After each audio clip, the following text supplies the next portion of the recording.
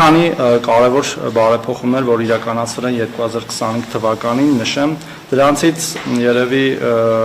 չասեմ ամենակարևորը, բայց կարևորներից մեկը ընտանիքների գնահատման նոր համակարգի ներդրումն է,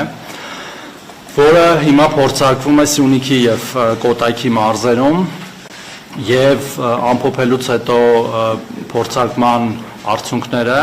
հուլիսի 1-ից կտարածվի ամբողջ Հայաստանի Հանրապետության վրա, այսինքն կիրականացվի բոլոր մարզերում եւ Երևան քաղաքում։ Տարբերությունը գործող համակարգից այն է, որ այն ավելի կենտրոնացած է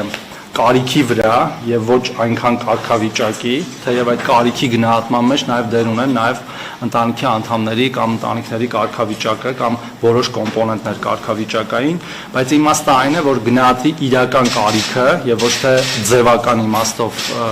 որոշվի ընտանիքը կարող է լինել կարիքավոր, թե չէ, եւ նաեւ օգնությունը, որը տրամադրվելու է այդ ընտանիքներին, լինի այդ կարիքի վրա հիմնված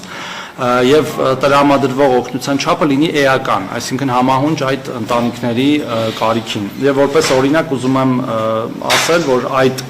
պիլոտի ընթացքում մեր միջին նպաստը անապահովության